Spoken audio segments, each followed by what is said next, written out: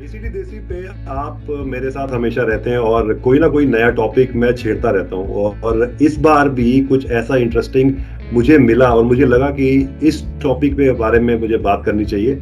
लेकिन इस टॉपिक पे मैं अकेला बात नहीं कर सकता, क्योंकि ये टॉपिक ऐसा है कि जिसमें थोड़ी एक्सपर्टीज की ज़रूरत है और मैं एक्सपर्ट्स को आपके तक ला सकता हूँ। तो जब मुझे पता चला कि एक रिटायर्ड ऑफिसर जो मैकेनिकल इंजीनियर हैं और MBA in finance and PhD in power sector जिन्होंने की हुई है, और एक्सपोर्ट मैनेजमेंट फ्रॉम ऑक्सफोर्ड और international marketing in power sector, मैं बोलते बोलते एक्चुअली थक जाऊंगा, लेकिन इतनी सारी क्वालिफिकेशन है। जब वो मेरे पास आए और मुझे लगा कि इनके पास कुछ ऐसा है जो हमारे यानी एसीडी देसी के व्यूअर्स के लिए हो सकता है, तो मैंने उनको पकड़ लिया और मैं उनको आपके पास लेके आया हूँ। तो आज के जो मेरे गेस्ट हैं, मैं मिस्टर नहीं कहूंगा उनको क्योंकि वो पीएचडी हैं, तो doctor YP Chawla. Sir, welcome to the show. शुक्रिया, थैंक यू वेरी मच। आपने विकास जी पता नहीं कुछ ज्यादा कह दिया, मैं हूं नहीं इतना जितना आपने कह दिया। नहीं सर, जो बात सच है वो कहते हैं प्रत्यक्ष को प्रमाण की जरूरत नहीं है। तो जो हमारे सामने है, जो हम देखते हैं, वो तो बात सच है। बाकी आप हम्बल हैं, वो हमें पता है। तो इसकी वजह से ही आप आज हमारे साथ एसीडी देसी पे, because it's a platform for people like you, me and everyone who are thinking like this and who wants to share their experience and expertise on certain topic. तो सर, ये तो मैंने वो बता दिया जो दुनिया जानती है आपके बारे में, मतलब एक्सटर्नल। वाईपी चावला जी कौन है, जरा उनके बारे में थोड़ा बताइए। दोस्त, मैं एक बहुत छोटा सा इंसान हूँ, बट कि आपने कहा कि मैंने मैकेनिकल इंजीनियरिंग की है, ये बड़ा लोगों को कंफ्यूजन देता है, क्योंकि मैंने सारी उम्र पावर सेक्टर के लिए काम किया है। तो लोग मेरे को इलेक्ट्रिकल इंजीनियर समझते हैं, बल्कि कई बार बहस भी हो जाती है कि मैकेनिकल इंजीनियर कैसे हो सकता है पावर सेक्टर के लिए। बट एनीवे, मैंने सारी उम्र पावर सेक्टर के लिए ही काम किया है जी। और फिर जब मैं बीएचईएल में था, Bharat heavy electricals limited, India की बहुत बड़ी कंपनी है। जी और जी जी। उसके बाद मैंने छोड़ के जब बाहर निकला, वीआरएस लिया, तो I joined all together different setup which agriculture and water irrigation. अच्छा जी। फिर वो छोड़ी 4-5 साल के बाद, तो then I went to project relocation, buying a project in Canada and setting up in Oman वगैरह वगैरह। Then again I joined another company, Apollo Tyres जी। तो वहां पे पावर प्लांट लगाना था, बट वो कुछ मनी कहीं और इन्वेस्ट हो गई। तो then I was asked to set up a skill development centre for them. तो ये जो आप बता रहे हैं मैकेनिकल इंजीनियरिंग और आपने की, और फिर लोग आपको कहते थे पावर सेक्टर में काम करते हैं इलेक्ट्रिकल, फिर आपने उसको छोड़ के एक और काम किया। आपका मन नहीं लगता था एक जगह पे?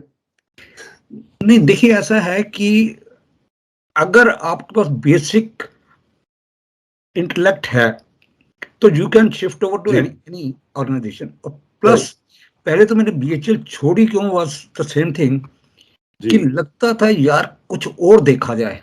तो it was because of that. जब स्किल डेवलपमेंट सेंटर सेटअप मैंने किया तो लगता है यार ये ठीक नहीं है। Then can you believe that I joined central government again, and then I was in Electricity Regulatory Commission and my age was 65। 60 में इंडिया में रिटायरमेंट हो जाती है। बिल्कुल। और मैं अभी तक जी, ऑस्ट्रेलिया आने से पहले तक I was in the electricity regulatory commission, और जिसमें renewable energy was my expertise. तो बस ऐसे ही है सर। ये तो आपने बोल दिया, अपनी एज बता दी, वरना मैं तो अभी गेस कर रहा था आप 55 के करीब ही होंगे। मेरे से कुछ 5-10 साल ही बड़े होंगे आप। नहीं, मैं हूं तो उतना ही, बट वो पता नहीं रिकॉर्ड में गड़बड़ लिखी गई है। तो चलिए, डॉक्टर वाईपी चावला से हम ऐसी और इंटरेस्टिंग बातें करेंगे और जानेंगे उनके बारे में, उनका सफर कैसे रहा और कैसे वो ऑस्ट्रेलिया में लैंड अप हुए और अब वो क्या कर रहे हैं। लेकिन ये सब होगा एक बेहतरीन गाने के बाद, जो उन्होंने मुझसे अपनी लिस्ट शेयर की है, जो मैं आपके साथ शेयर करूंगा एसीडी देसी पे, जो आता है हर शुक्रवार रात 8:30 बजे इन कैनबरा और 3 बजे in India, only on 2XX FM 98.3 people power radio. नमस्ते, सलाम, सत श्री अकाल, वणक्कम, गेम शो। और ब्रेक पे जाने से पहले उन्होंने बताया कि कैसे उन्होंने डिफरेंट सेक्टर्स में अपनी एक्सपर्टीज करने के बाद फिर वो स्किल डेवलपमेंट में भी उन्होंने हाथ डाला। तो जो नेक्स्ट क्वेश्चन मेरा आपके लिए वो ये है कि स्किल डेवलपमेंट एक ऐसा टॉपिक है जो इंडिया में बहुत मायने रखता है, क्योंकि हमारे पास कहते हैं कि youngest population in the world है, और स्किल एक ऐसी चीज है जो वहां पे डेवलपमेंट करने के लिए बहुत स्कोप है। तो आपका क्या एक्सपीरियंस रहा उस स्किल डेवलपमेंट को लेके? देखिए, it's a mixed feeling as far as India is concern. हम लोग चाहते तो बहुत कुछ है, जी। बट थोड़ी सी उसमें सिंसियरिटी कम है। अच्छा। कि गवर्नमेंट चाहती है, फिर वो नंबर बढ़ाना होता है कि हमने इस साल इतने किए, तो उसके चक्कर में काफी कुछ लोग निकल जाते हैं। जी। अब एक मैं बहुत छोटा सा एग्जांपल देता हूँ आपको। जब मैं अपोलो, ये स्किल डेवलपमेंट शुरू क्यों किया, जब मैं अपोलो टायर्स में था, वहां पे जो टेक्नीशियंस थे, ऑटोमेटिक प्लांट है, जो टेक्नीशियन थे वो यूनियन वगैरह में जल्दी जाते थे। तो इन्होंने डिप्लोमा होल्डर्स रखे, क्योंकि वो यूनियन में नहीं जाएंगे। बट डिप्लोमा होल्डर्स क्या है कि उनको कभी कभी जो टायर डिफेक्टिव है उठा के रखना पड़ता है। अब वो तो अफसर है, वो उनको अच्छा नहीं लगता था। तो स्किल डेवलपमेंट में मैंने प्रोग्राम यही किया कि उनको उनको डिप्लोमा होल्डर से डिग्री होल्डर बनाया जाए, इवनिंग में उनको कोर्सेज देके। तो वो स्किल डेवलपमेंट बस बेसिकली फॉर एनहांस्ड लर्निंग। तो वहां तक तो अच्छा है। और my PhD also is in skill gaps and skill development. तो सर, बहुत ज्यादा स्कोप है if it is sincerely done. It is तो वंडरफुल थिंग। तो आपको अगर अगर आपको दो चीजें आइडेंटिफाई करने को अगर आज बोला जाए, आजकल के टाइम में जो स्किल गैप्स हैं, टू इंपॉर्टेंट स्किल गैप्स, वो आप क्या कहना चाहेंगे? जो हमारे यूथ हैं, जो हमारे अपकमिंग टैलेंट है, वो क्या स्किल गैप है जो उनको ध्यान में रखने चाहिए और उन पे काम करना चाहिए? दो गैप्स। सर, नंबर वन, आपने अभी देखा होगा, अभी कॉन्फ्रेंस चल रही है, COP26, COP26, that is on environment. जी। पहले तो हम जिस मर्जी सेक्टर में चले जाएं, जिस मर्जी सेक्टर में चले जाएं, उसका हमारे सेक्टर का क्लाइमेट पे क्या असर पड़ता है, we should know. Every single person, every youth should know. In fact, पता नहीं आपने एक वीडियो देखा कि नहीं, 14 साल की बच्ची ने जो बोला है कि आप लोग हमारे साथ आओ या ना आओ, हम करके दिखाएंगे कि। So one is environment. Second, जो स्किल गैप है वो आज स्टैटिक नहीं है। अब कोविड के पीरियड में देख लीजिए, इतनी ज्यादा टेक्नोलॉजी चेंज हुई है, इतनी ज्यादा चेंज हुई है। जी। तो that means every single day there is a change in the requirement of skills. Every single day, whichever field you are, you are always having a gap, always having a gap. Correct. तो आप कहना चाहते हैं कि जो मुझे आपकी बात से समझ में आया, और वो ये है कि एक willingness to understand that not everything is there with you, and you should be willing to learn new things every day. That's, I think, one of the important thing that all the kids and young people and anyone who's in the workforce should remember and should identify in themselves. And the second thing, obviously, because of COVID and everything has changed, so technology is another thing which everyone should be open to learn. Is that right? Wonderful. You have very correctly interpreted. I come across a new technology, I come across a new word. So that is what I want to share. तो sir, सबसे ज्यादा मेरे को, आप तो 55 साल का कहिए या 75 साल का कहिए, जो कहिए, आज भी मेरे को लाइफ लॉन्ग लर्निंग, LLL मेरे लिए बहुत इंपॉर्टेंट। ये जो आपने बात की ना, ये आई थिंक हमारे जो सारे श्रोता हैं और जो दर्शक है जो देख रहे हैं ACT देसी का ये प्रोग्राम, ये याद रखना बहुत जरूरी है। क्योंकि एक क्वेश्चन जो मेरे दिमाग में वो मैं आपसे पूछूंगा कि लोग कहते हैं, मतलब स्पेशली आई थिंक यहाँ पे आके तो मैं देखता हूँ कि बहुत सारे जो ओल्ड एज जो 70+ लोग हैं, they are also very young at heart, but back in India जब बोलते हैं कि एक लेवल के बाद हम अब पढ़ाई नहीं कर सकते, हम कुछ नई स्किल नहीं गैप नहीं ले सकते, और टेक्नोलॉजी की जब बात आती है, तो मैं अपने पेरेंट्स की बात करता हूँ, मेरे फादर फिर भी ट्राई करते हैं, but my mother gets scared of technology. But आपको जब मैं देखता हूँ तो आप तो एकदम टेक सेवी हैं, मतलब sometimes you are telling me, because I have interactions with you, you told me lot of things that I have learned. तो आप कैसे ये मैनेज कर पाते हैं टेक्नोलॉजी इसके साथ हमेशा अपबीट रहना, और आपको डर नहीं लगता? तो डर किस बात का, क्या होगा? कुछ नहीं, actually every every day there is something to learn. वो कहते हैं ना, सब कुछ पाया है इस जीवन में, जी फिर भी इच्छाएं बाकी हैं। ये इच्छा मेरी बाकी है। जी दुनिया से हमने क्या पाया, ये लेखा जोखा बहुत हुआ। जी इस जग ने हमसे क्या पाया, जी ये हिसाब बाकी है। क्योंकि I want to share my knowledge, जी। Whatever I have learned, and keep on learning with everybody. तो सर ये जो लाइनें आपने अभी जो बोली हैं, ये आपने खुद लिखी हैं?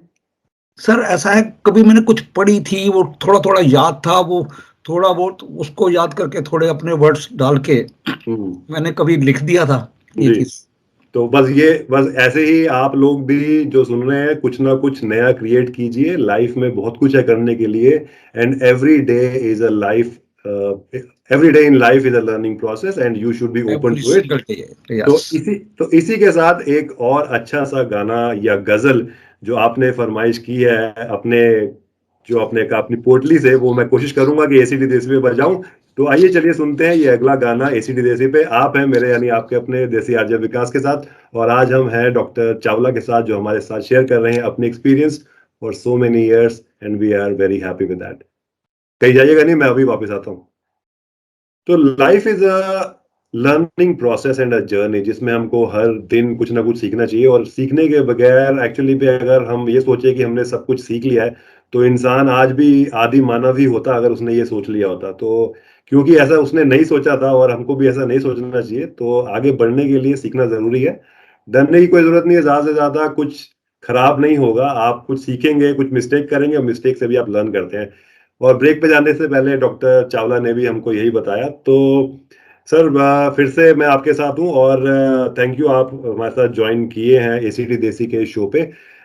एक क्वेश्चन जो मैं आपके साथ अब पूछना चाहता हूँ कि आपने इतनी जगह पे काम किया, आप इतनी जगह वर्ल्ड में घूमे, आपने power sector, infrastructure, renewable energy, climate, disaster, management, all those things you have worked. Australia में कैसे आ गए?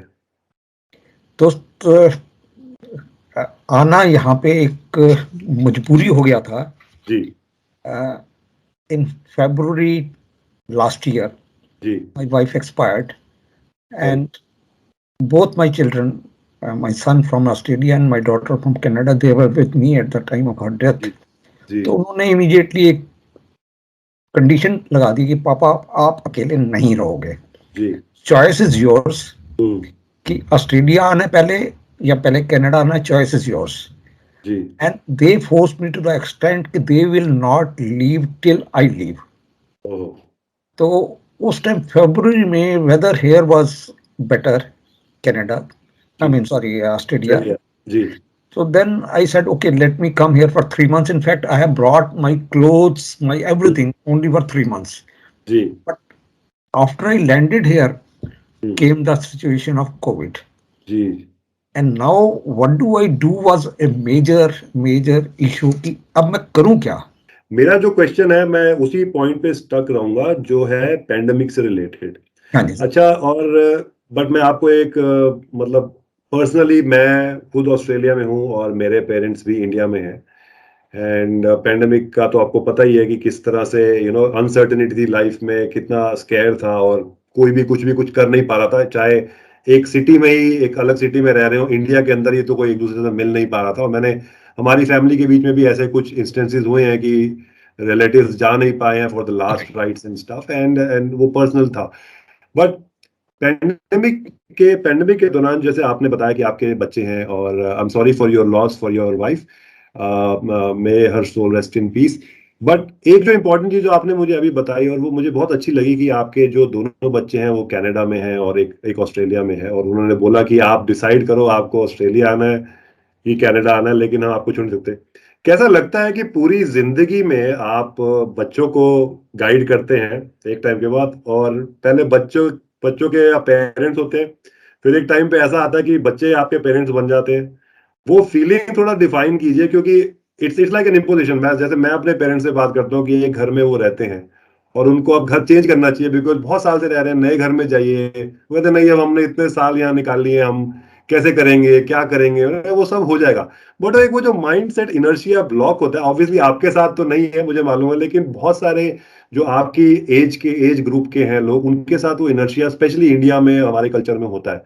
तो आप उसके लिए कुछ कहना चाहेंगे? सब ऐसा है, एक चीज मेरे को एडवांटेज रही, जी क्योंकि नंबर वन मेरी कुछ फॉरेन पोस्टिंग्स रही हैं और मैंने दुनिया काफी घूमी है। जी सिमिलर सिचुएशन जो आप कह रहे हैं पेरेंट्स की, मेरे को मेरे फादर के साथ थी। मेरे जी फादर भी शिफ्ट नहीं करना चाह रहे थे। मैंने कहा मैंने नया बड़ा घर बना लिया है, आप वहां पे आ जाओ। तो जी ही डिडंट वांट, क्योंकि एक अटैचमेंट होती है।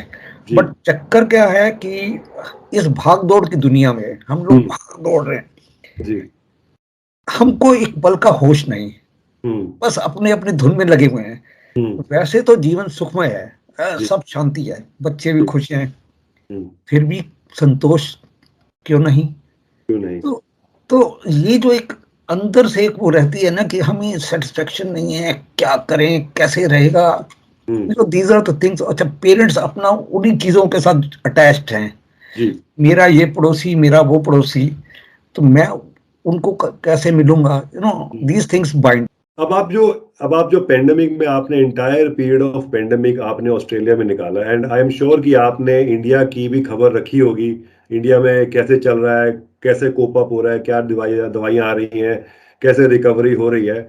अगर आपको थोड़ा सा बोलना पड़े between India and Australia, the period that has passed over the past 2 years, and how both the countries have fared in terms of just managing that outbreak. I mean, I understand कि यहाँ पे जो 50 million की जो population है और वहाँ पे 1.3 billion population, that you cannot compare, but still अगर आपको कुछ as a pearls of wisdom अगर आप अपने शेयर करना चाहें, क्योंकि आप ऑब्जर्वर भी हैं, तो what would you say?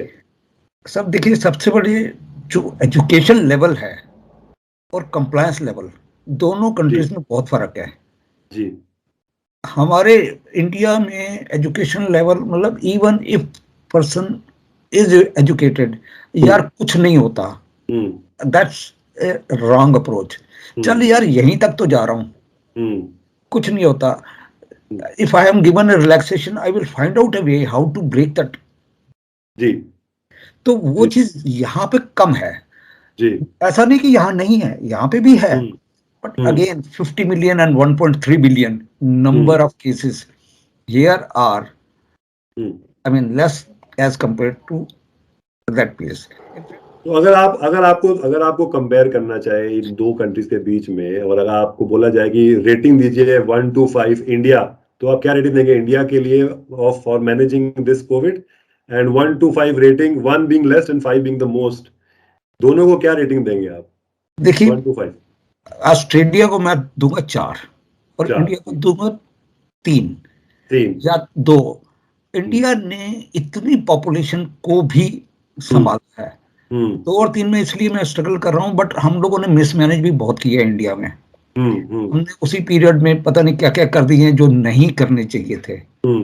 But तो आप ये भी देखिए कि हमने इंडिजीनियस वैक्सीन्स भी अपने यहाँ बनाई जो ऑस्ट्रेलिया में नहीं बनी, और फिर भी मैनेज करके अभी वर्क एज यूजुअल भी स्टार्ट कर दिया। बट ठीक है, मैं अंडरस्टैंड करता हूँ आपकी जो बात है, वो coming from that background, I understand what you are trying to say. तो इसी के साथ हम ज्यादा और स्टैटिस्टिक में नहीं जाएंगे, एक थोड़ा म्यूजिकल ब्रेक लेंगे। आपके ही एक और चॉइस का एक अच्छा सा गाना जो आपने सजेस्ट किया है हमारे एसीडी देसी के व्यूअर्स और लिसनर्स के लिए। तो आप लोग जो सुन रहे हैं, आप हैं मेरे यानी आपके अपने देसी आरजे विकास के साथ, और आज है हमारे साथ डॉक्टर वाईपी चावला, जो इंजीनियर बाय प्रोफेशन है, और उन्होंने फाइनेंस और पावर सेक्टर में से लेकर renewable energy, climate change, disaster management, infrastructure all over the world में कुछ ना कुछ किया है इन सब टॉपिक्स को लेके, जो मैं एक्चुअली बता भी नहीं सकता। इसी के बारे में हम और इन्हीं रिलेटेड टॉपिक के बारे में हम और बात करेंगे, लेकिन इस ब्रेक के बाद। कहीं जाइएगा नहीं, आप हैं मेरे यानी आपके अपने देसी आर्जव विकास के साथ। हमने बात की अभी, और बीच में बहुत सारे टॉपिक हम बात कर रहे थे, और मैंने जो शेयर किया वो ये भी था कि एक इंपॉर्टेंट चीज जो आज चल रही है वो है climate climate change. Change and crisis. तो कुछ लोग, और ये मेरे, because I am a media person, so I can't be bias, so I will ask question like a devil's advocate. So it's not my question, but I see things, I absorb things, and I ask questions from people who I feel are, in the valid position to answer. So you, I think, are in that position to answer. So मेरा पहला question ये है कि जो climate change या ये जो चीजें चल रही हैं, ये सब एक प्रोपोगेंडा है, ये ऐसा कुछ हुआ नहीं है। इसके बारे में क्या, छोटा सा आंसर, लंबा नहीं, छोटा सा आंसर। बहुत छोटा दूंगा सर। एक चीज बताइए, ये तो शायद आपने पढ़ा होगा, जो मीडिया पर्सन, कि सी लेवल बढ़ता जा रहा है जी। अगर सी लेवल बढ़ रहा है तो there are countries like Fiji, मैं फिजी इसलिए बोल रहा हूँ क्योंकि हम सबको यहाँ पे उसका पता है, but there are 58 countries in the world like that, island, independent island nations, वो करीबन करीबन डूबने पे आई हुई हैं जी। अब उन्होंने तो कुछ नहीं किया, ये कोयला उन्होंने नहीं जलाया, कुछ नहीं किया, और वो सफर क्यों कर रहे हैं? तो क्लाइमेट चेंज कहीं ना कहीं तो असर तो कर ही रहा है। और फिर सर, क्लाइमेट चेंज आप कह रहे हैं कि प्रोपेगेंडा नहीं है, ये फैक्ट है। ये फैक्ट। सर मैं एक आपसे सवाल पूछता हूँ, किसी दिन आप बाहर से आते हैं, यार बड़ी गर्मी है, बड़ी गर्मी है, तो आप क्या करते हैं? अपना एयर कंडीशनर को ऑन कर लेते हैं, और ऑन कर लेते हैं। फिर कभी कहते हैं यार इस कमरे में ना एक एयर कंडीशनर और होना चाहिए जी, और साथ में एक डायलॉग बोलते हैं आप ही, यार ये सब क्लाइमेट चेंज की वजह से हो रहा है, बोलते हैं, हम सब बोलते हैं, करेक्ट। पर क्या मैं कुछ कर सकता हूँ? कभी नहीं सोचा जी, बस तो एयर कंडीशनर को टेम्परेचर लोअर किया, एक एयर कंडीशनर और लगा दिया। तो एक इंसान, एक नॉर्मल इंसान हमारे जैसा, आपके जैसा, चलो आप तो डॉक्टर हैं, आप तो स्पेसिफिक फोकस है आपका इस सेक्टर के ऊपर, and then there are people who are doing it, but एक नॉर्मल इंसान जो एक घर में जो सुबह जाता है ऑफिस, शाम को वापस आता है, खाना खाने के लिए काम करता है ताकि बच्चे पाल सके, वो क्या कर सकता है? उस 5 चीजें जो एक नॉर्मल इंसान कर सकता है जिससे बेनिफिट हो और उसको प्रॉब्लम ना हो। लेकिन सब देखिए, नंबर 1 कि हम अपनी एनर्जी कंजम्पशन अगर हम कम करेंगे तो इसका मतलब पीछे पावर प्लांट की प्रोडक्शन कम होगी, इसका मतलब कोयला या गैस कम इस्तेमाल होगी। आप कहेंगे हमारे से क्या फर्क पड़ता है, हम तो कुछ किलोवाट, विकास जी आपके कुछ किलोवाट, मेरे कुछ किलोवाट, और 50 मिलियन के किलोवाट्स मिला के कितने बनेंगे? Number 1 energy saving. दूसरा, हम लोग जो हमारा वो है कंजम्पशन पैटर्न, हम लोग जाते हैं एक प्लास्टिक की कैन उठा लाते हैं दूध का, तो we are bringing one more plastic can which we are throwing it in the, यहाँ पे तो येलो बॉक्स रहता है ना, उसके अंदर हम गार्बेज में फेंक देते हैं। अब वहां पे सेग्रीगेट होके, सेग्रीगेट करने के लिए क्या करते हैं, उसको ब्रेक करते हैं, एनर्जी लगा के फिर उसको रिप्रोड्यूस करते हैं। Can we reduce the use of plastic? सब एक चीज बताइए, आप घर से निकलते हैं, कहीं घूमने जा रहे हैं, सिर्फ पिकनिक पे जा रहे हैं, पानी की बोतल अब कहते हैं रास्ते से खरीद लेंगे, बस कोई बोतल खाली नहीं पड़ी जो घर से भर के चले। It's not a question of one bottle, but one bottle into 50 million people, so many bottles will be reduced. But sir, एक प्लास्टिक तो चलिए एक चीज है, और ऑस्ट्रेलिया में फिर भी मैनेज होता है in the sense of recyclable plastics, and people are segregating the garbage from wet to dry to garden, और plastics which can be recycled, but this is just one. मेरा कुछ नहीं है कि ग्लोबल वार्मिंग वेस्टेज से होती है, and somehow मैंने कहीं पे शो किया था थोड़े टाइम पहले, जिसमें एक टॉपिक मैंने लिया था कि 40% प्लस फूड है जो वेस्ट में जाता है, 40% plus, and that actually goes to landfill and all those places, and that is the major contributor of CO2 emission. Right. That is just not one, but there are many, plastic and then energy consumption and then, but ये सब चीजें तो हमको पता है, हम अपना कोशिश करते हैं, जो कुछ लोग कर भी रहे हैं या कुछ लोग नहीं भी करते, बट तो इसका मतलब ये है कि human being is the cause of climate change. Just अभी एक रिपोर्ट आई है सर, 9 अगस्त को आई है, बल्कि 5 को तैयार हुई थी, यूनाइटेड नेशंस की इंटर गवर्नमेंटल पैनल की, वो 9 को रिलीज हुई थी। उसमें हमेशा हम लोग कहते थे this is possibly because of human, but उसके अंदर कैटेगरी लिखा गया है, it is only because of human. एक ही चीज कहना चाहूंगा बिफोर यू सर, जो जब से ये हमने एनालिसिस शुरू किया है, इंडस्ट्रियल एज में जब हम आए ना 1900 अराउंड, तो तब से इन्होंने एक स्टडी की है कि 1.5 डिग्री से ज्यादा ऊपर टेम्परेचर अगर हम जाएंगे तो there will be many disasters. हालांकि स्टडी 1.5 2 4 सबकी हो चुकी हैं, तो we have already reach 1.2 degree centigrade. जो ये इतनी बारिशें हो रही हैं, वो जो पहले से वो जो हुआ ना डायनासोर के टाइम पे, टेम्परेचर तब से बढ़ रहा है, बट अब क्या है कि बारिशें इतनी ज्यादा बढ़ गई है, फ्लड कंट्रोल ये वो और लैंडस्लाइड, ये सब उसी की वजह से हो रहा है। तो चलिए आप सब लोग जो अब सुन रहे हैं, प्लीज थोड़ा सा इससे मैसेज लीजिए। इससे भी हमें लर्न करना है कि अगर हमको डायनासोर्स की तरह एक्सटिंक्ट नहीं हो जाना है बहुत जल्दी, और आपके जो बच्चे हैं, अगर आई एम श्योर आप उनको you know they are important to you, and then they mean something, and you want to leave a better word for them, so each one has to contribute something that they think that they can. तो आज है हम doctor Chawla के साथ, जो हमारे साथ बात कर रहे हैं वेरियस टॉपिक्स, पावर सेक्टर से लेके रिन्यूएबल एनर्जी से लेके स्किल डेवलपमेंट से लेके क्लाइमेट चेंज से लेके और डायनासोर्स और म्यूजिकल। तो ये जो सब चीजें आपको जो मिलती हैं, ये सिर्फ एसीडी देसी में ही मिलती हैं। आई एम नॉट श्योर आपको ये सब चीजें ऑस्ट्रेलिया में एक साथ कहीं पे मिलती होंगी। यही एक खासियत है इस शो की, जो आपके पास आता है हर शुक्रवार रात 8:30 बजे इन कैमरा और 3 बजे इन इंडिया। मैं ट्रूली बिलीव करता हूँ, आई डोंट नो आप शायद इत्तेफाक रखें इस बात से, कि जो लाइफ में चीजें होती हैं उनका एक रीजन होता है, अच्छा या बुरा वो सब्जेक्टिव होता है। बट आपका यहाँ होना, आज हमारा बात करना और ये नॉलेज शेयर करना, अगर इससे 4-5 लोग सुनेंगे, होपफुली वो भी कुछ गेन कर पाए। लेकिन I think you are doing fabulous job, you know, sitting here, you are like inspiring lot of people of your age. मेरे फादर और मदर भी सुनेंगे इसको, मैं कोशिश कर रहा हूँ उनको किस तरह से थोड़ा यहाँ पे लेके आऊँ, क्योंकि अब कोविड खुल गया है। बट उनकी प्रॉब्लम ये है कि they have not traveled, you know, on their own, and my problem is that, you know, how to get them here. So I'm just working out the way. Hopefully जब वो इस show को सुनेंगे, इसको देखेंगे, तो उनको थोड़ी सी encouragement मिलेगी कि you know you can do it, it's not that difficult, और कुछ नहीं, लोग हैं सपोर्ट करने के लिए। और आप सब लोग भी, आपने भी आज का शो होपफुली एंजॉय किया होगा, गाने अच्छे लगे होंगे, कुछ गजल प्ले की थी, कुछ और इंटरेस्टिंग बातें हमने शेयर की, क्लाइमेट चेंज और कैसे हम अपना कंट्रीब्यूशन कर सकते हैं।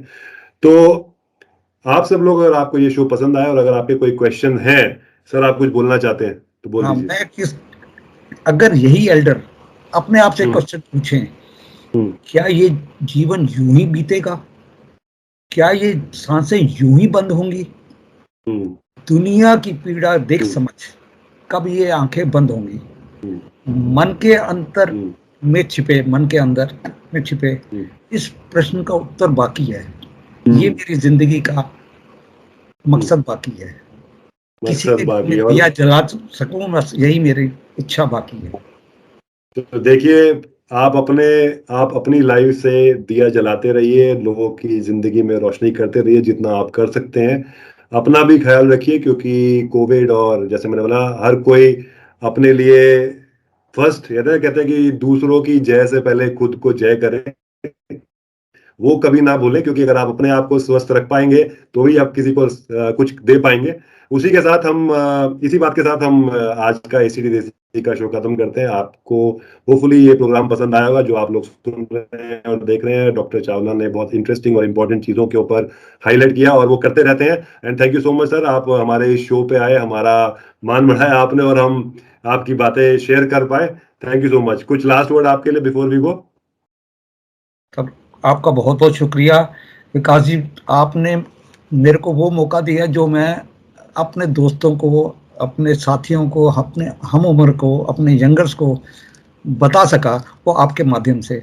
आई am really grateful to you, thank you very much. Thank you so much for coming, and जब तक हम मिलते हैं दोबारा, अपना ख्याल रखिएगा। शुभ रात्रि, शब्बा खैर, good night. Thank you very much sir, thank you.